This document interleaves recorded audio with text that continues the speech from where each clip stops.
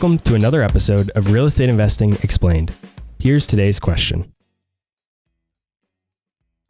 So who is this strategy good for? And it sounds like it's probably good for a lot of people, but who might it not also be good for? Well, listen, I have 2 kids and they're 10 now. And when we moved into this house, they were 7. So a lot of people say, oh, well, I can't do it because I have a wife and she's not going to want to have somebody over here. And this is true. That's why I did a luxury house. I did a house hack where I'm living over here. Here's my house. Now we have a courtyard. Now we have the attached dwelling that's attached by way of a garage wall that doesn't share a wall with my house, has its own private entrance. So realistically, when people come in for 5 days, I don't even know them. I don't even know who they are. I never even see them half the time. Okay. It's all systematized more or less. And communication happens via email and it's just right there. And then I don't have to deal with the leases. I don't have to deal with the prospect of evicting somebody. I don't have to deal with collecting rent. They pay with a credit card through Airbnb, HomeAway, VRBO, whatever, and the money just shows up in my account. And that's just fine by me. But it takes a specific kind of house. Because was I going to ask my wife to compress her lifestyle to a point where if you're young, like you, for instance, if you wanted to rent out your bedroom, you could, God bless. If you wanted to rent out your bedroom and have somebody sleeping on the sofa in the living room, you could. If that's what you want to do, great. Am I going to do that? I got 2 kids. They're at the time 7 years old. My wife followed me to Arizona. She wants me to go buy some apartment complexes. She doesn't want to be sharing her house with some stranger, different person every 3 nights, 5 nights. So the luxury component in House Hack refers to, hey, we like the idea, but we're not willing to compress. We're a family. We're not willing to compress our lifestyle to accommodate this idea. So can you take this idea of House Hack and bend it to accommodate us instead? That's another concept I want your audience to think on. Everybody always looks at themselves and says, okay, here's my circumstance. And based on the circumstance, be it financially afford or time-wise or whatever, the question is wrong. The question should be, here's my circumstance, but here's what I want to do. But what I want to do requires a different set of circumstances. So change your circumstance.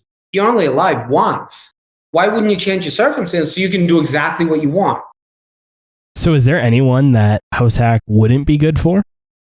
Am I going to do it for the rest of my life?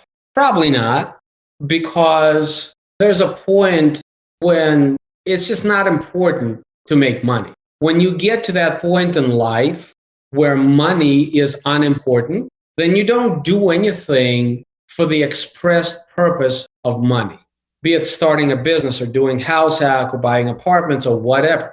If you have more than enough to your definition of what enough is, so you don't do it anymore. So can it be done with anybody? Yes, my wife sold a house to a couple of retirees. They came to town for a couple of years to help out their daughter, who got a divorce and she had kids and they wanted to be close by. They bought a casita house. They actually moved into the casita and rented out the whole house. They put a property management in place so they didn't have to deal with any of that. But this is a couple of retirees. So age is not a limiting factor. Time is not a limiting factor because you can outsource everything. I don't, but you could, right? So who's it bad for? Exactly what makes it bad? It has it's just a desire thing. Like if you don't want anybody in your house aside for your family, I completely concur with that. I appreciate it. Don't do it. But aside for that, if you're going to go out and buy your first rental, why do this instead?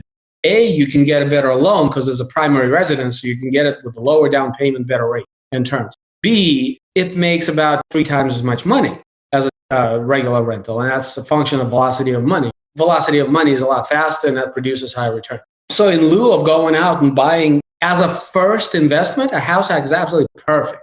Maybe it's not perfect when you're renting out your bedroom over here and you have to share a bathroom and a kitchen with some stranger.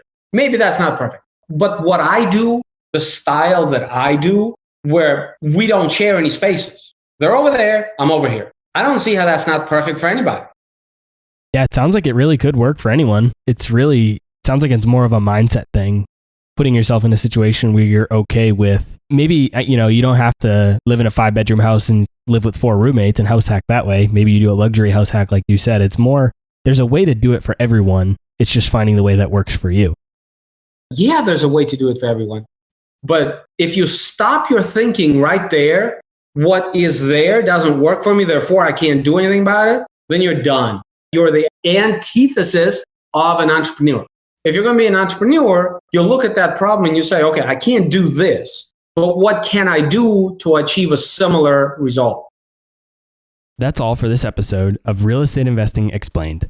Be sure to follow me on Instagram, Twitter, and Facebook, or subscribe to our YouTube channel to get even more free content.